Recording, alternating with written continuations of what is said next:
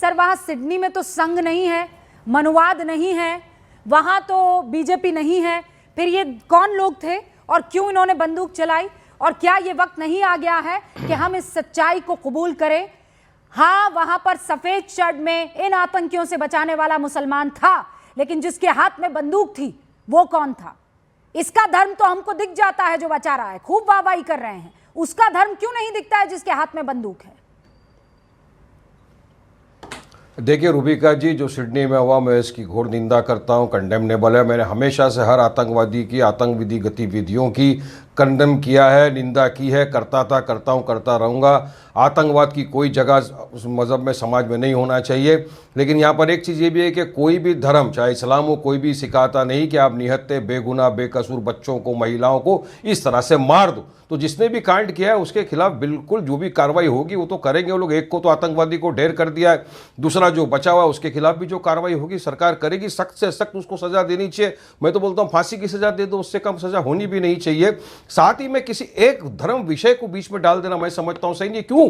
मैं बताता हूँ। वहीं पर आपने भी बताया अहमद अल अहमद जैसा, वो भी तो मुसलमान ही था, अपनी जान पर खेल गया, 2 गोलियां खा ली, जाके उसको नियत्ता था ये, उसने ऊपर जाके उसके ऊपर हमला कर दिया, उसकी गन छीन ली, वरना वो और लोगों की जान ले लेता। तो उसको तो हीरो बना दिया, आज पूरे विश्व के अंदर उसको हीरो बनाया, बिल्कुल हीरो के लायक। इसलिए मैं हमेशा से बोलता हूं कभी आतंकवादी का किसी को धर्म जाति से नहीं उसको जोड़ना चाहिए। बात नंबर 2, बात नंबर 2, अरे वहां तो इतना अपन दूर की बात कर रहे हैं ना, वहां जो हुआ। वारिस भाई, और मैं यहाँ पर कोई तू मैं नहीं करूंगी, मैं लॉजिक, पहले लॉजिक पर। उस आदमी को पूरी दुनिया ने हीरो बनाया, उस आदमी को इस देश के हिंदू ने भी हीरो बनाया, यहाँ के क्रिश्चियन ने भी हीरो बनाया, यहाँ के मनुवादियों ने भी हीरो बनाया, यहाँ के संघियों ने भी हीरो बनाया। ठीक है, किसी ने ये नहीं कहा कि ये मुसलमान है, कलमा गो है, और चूंकि ये कलमा गो है तो इसके हम साथ नहीं, इसको हीरो बनाया ना। तो जो काम हीरो वाला होगा तो हीरो बनाएंगे, उसमें कोई धर्म नहीं देखेगा। इसका मतलब इस्लामोफोबिया जैसी चीज फिर यहां पर नहीं आई है। लेकिन आप कब तक इस्लामोफोबिया के पीछे छिपेंगे सर? मैं आपको मैं बताता हूं रूबिका जी, यहीं पर आप देखो ना, अब नालंदा कितना दूर है अपने से, बिहार के अंदर। नालंदा के अंदर मोहम्मद अत्तर नाम का एक कपड़ा व्यापारी था जो मुसलमान था, उसको कुछ लोगों ने पकड़ा, घेरा, पहले उसके कान काटे, गरम गरम सलिए से उसको मारा गया, उसका नाम पूछ के उसका मॉब लिंचिंग किया, उसके बाद उसके 18,000 रुपए जो उसके पास थे वो लोगों ने लूट लिए। अब उसका क्या करेंगे आप? नहीं तो पालघर में भी मारा गया है सर, रेडिकलाइजेशन तो हर जगह, अंकित को भी मारा गया है, लिंचिंग तो सबके लिए और एक ही हुई ना सर। बिल्कुल, इसमें आतंकवाद और लिंचिंग को मिक्स मत कीजिए। यूपी की सरकार क्या करती है मालूम है ना? अरे आप यूपी की सरकार पे अभी बात मत कीजिए सर। मिक्स नहीं करता। नहीं, मैं रेडिकलाइजेशन पर बात कर रही हूँ, मैं इस्लामोफोबिया पर बात कर रही हूँ। ओवरऑल नहीं वारिस भाई, मैं लिंचिंग पर कभी और डिबेट कर लूंगी। कांस्टेबल को किसने रेडिकलाइज किया था? सर मैं कह रही हूँ, अरे तो फिर उस लड़के को किसने रेडिकलाइज किया था जो हाथ में बंदूक लेकर दिल्ली के दंगों में आया था? उसे किसने रेडिकलाइज किया था? फिर तू मैं हो जाएगी सर। फिर नहीं वारिस भाई, फिर तू मैं हो जाएगी। मैं लिंचिंग पर बिल्कुल बहस करने नहीं आई हूँ। लिंचिंग चाहे हिंदुओं की तरफ से हो, मुसलमानों की तरफ से हो, दोनों मैं कहती हूँ बुज़दिल है। लिंचिंग जो भी करता है उसके खिलाफ भी सख्त से सख्त कार्रवाई होनी चाहिए। मैं इस बात में नहीं पड़ रही हूँ, किसी को कायदा कानून अपने हाथ में लेने का अधिकार नहीं है रूबिका जी। बात कर रही हूँ सर, क्योंकि पूरे देश में मैं ये पूछ रहा हूँ, आपको सवाल पूछ रहा हूँ मैं, रेडिकलाइजेशन कुछ होते हैं। देखिए रूबिका जी, कुछ सनकी जो होते हैं ना सर, मैं ये बोल रही हूँ पूरी दुनिया में लिंचिंग हो रही है। दिमाग के सनकी होते हैं ना, ये जो हर जगह होते हैं, नहीं हर इधर भी होते हैं, उस रिलीजन में भी होते हैं, सब जगह होते हैं। जिनका काम एक ही है दहशत फैलाना, किसी को नाम पूछ के मार देना। अरे जब पाकिस्तान के आतंकवादी आए अहमद अल-अहमद के नाम पर पूरा इस्लाम को मानने वाला मुसलमान जब बहुत जल्दी ट्विटर पे और फेसबुक पे और इंस्टाग्राम पे लिखने लगा ना कि एक मुसलमान ने बचाई जान, अगर यही मुसलमान लिख देता ना सर, जब यहां पर ये सारे डॉक्टर्स आए थे बम फोड़ने के लिए कि ये मुसलमान हमारे लिए सबसे बड़ा नापाक काम कर रहा है, तो तब मान लेते ना कि ये भी मुसलमान था, तो आज ये आतंकवादी बम नहीं फोड़ रहे होते जगह जगह पर।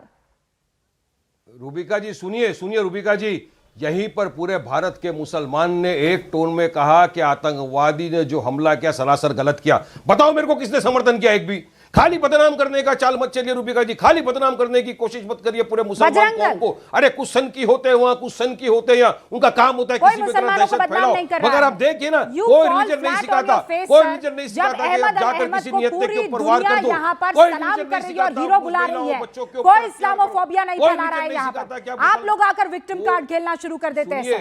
मानिए आप कि हमें अब बदलने की जरूरत है, मानिए कि इंट्रोस्पेक्शन करने की जरूरत है, मानिए कि इस्लाम को इस्तेमाल किया जा रहा है, उसकी टीचिंग को इस्तेमाल किया जा रहा है, क्योंकि बाकी जगह भी लिखा हुआ है, बाकी जगह भी लिखा हुआ है कि अधर्मियों का नाश होना चाहिए और नाश आपको करना चाहिए। लेकिन इसका मतलब यह नहीं है कि सारे धर्म के आदमी जो है आतंकवादी बनकर घूम रहे हैं। अब एक सेकंड रुकिए वारिस भाई, बाकी सबको मैं लाती हूं और उसके बाद डिबेट करेंगे। एक सेकंड सर रुक जाइए, with your permission I am moving ahead. हमारे साथ यहां पर वकील भी हैं, वरिष्ठ वकील सुप्रीम कोर्ट में वकालत करते हैं, Syed Rizwan Ahmed, Islamophobia versus radicalisation. कब तक इस डिबेट से भागेंगे हम? जी शुक्रिया, जय हिंद, वंदे मातरम। बस इतना छोटा सा करेक्शन था कि सुप्रीम कोर्ट में जो वरिष्ठ टाइटल है वो डेजिग्नेटेड होता है, तो सिर्फ अब सुप्रीम कोर्ट में प्रैक्टिस करता हूं, लेकिन सुप्रीम कोर्ट का वरिष्ठ वकील नहीं हूं। Stand corrected, yes. हाँ, तो थैंक यू सो मच, जय हिंद, वंदे मातरम।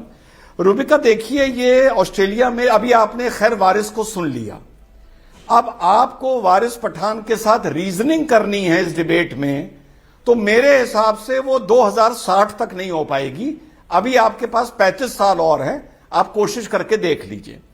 देखिए 2014 में भी ऑस्ट्रेलिया में आतंकी हमला हुआ जो हैदर ने किया, अब 2015 में फरहाद ने किया, 2017 में याकूब ने किया, 2018 में हसन ने किया, 2024 में इस्माइल ने किया और अब सैयद अख्तर और नवीद अख्तर ने किया, अकरम। अब थोड़ा सा यहां इस बार थोड़ा अच्छा इस मारे लग रहा है, क्योंकि रफू करने के लिए या एक बहाना बनाने के लिए या आर्गुमेंट करने के लिए अहमद अल अहमद बीच में आ गया है। वैसे रूबिका देखिए, आपने बतौर वकील मुझे इंट्रोड्यूस किया है, तो इतना जरूर बोलूंगा, अभी इन्वेस्टिगेशन होने दीजिए, क्योंकि हथियार मैंने बहुत चलाया है, बहुत। जब आदमी फायरिंग करता है तो राइफल के अंदर उसका हाथ जम जाता है एड्रीनल से। जितनी आसानी से राइफल छीनी गई है, और जो कहा जा रहा है अहमद को 2 गोलियां भी लगी हैं, कम से कम मैंने बहुत ही फ्रेम्स को फ्रीज करके देखा है, मुझे वो गोली लगती नजर नहीं आ रही है। मैटर ऑफ इन्वेस्टिगेशन है, अहमद ने बड़ा अच्छा काम किया है, लेकिन लेट द फाइनल इन्वेस्टिगेशन कम।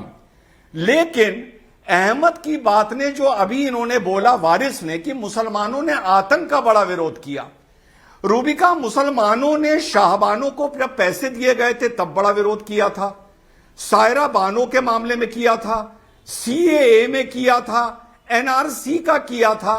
भाई वारिस पठान भाई, जो ये आतंक का विरोध आपने किया है मुसलमानों ने, उसमें यार वो गर्मी देखने को नहीं मिलती जो सीएए में, एनआरसी में, वक्फ बोर्ड में देखने को मिली थी। आतंक का विरोध बड़ा ठंडा ठंडा करते हो आप लोग, जरा सड़क पर निकल कर भी किया करो उस गर्मी से, जैसे बाबरी मस्जिद के लिए किया, ज्ञानवापी के लिए किया, सीए के लिए किया। वो गर्मी क्यों नहीं देखने को मिलती, जरा बताओगे देश की जनता को? ओके, वो गर्मी कहां गायब हो जाती है? वारिस भाई प्लीज 30 सेकंड्स। सुनिए, गर्मी और ठंडी हम तो सब करते हैं, हमने तो बताया ना कि किस तरह से हम तो पूरी तरह से आतंकवाद के खिलाफ थे, हमेशा रहेंगे। मगर आपने कंडेम किया क्या? जो मोहम्मद अतर को नालंदा के अंदर नाम पूछकर कान काट दिए, गरम सलिए से जिन्होंने मारा, उसका किसी ने एक मर्तबा भी कंडेम किया? क्यों मोहम्मद अतर हमारे देश का नागरिक नहीं था? बिहार नालंदा का नागरिक नहीं था क्या? देश का मुसलमान होना गुनाह हो गया है क्या? एक मुसलमान को मार दिया, कोई कंडेमनेशन नहीं करेगा क्या? हम तो आतंकवादी का कंडेम करते, हम तो बोलते सजा दो, जितनी बड़ी से बड़ी सजा दे दो आतंकवादियों को। मगर यहाँ 2 अल्फाज तो बोलिए। अब यार रिजवान, ये बात तो सही नहीं है ना यार, आप बीच में बोलेंगे, ये तो अच्छी बात नहीं है ना।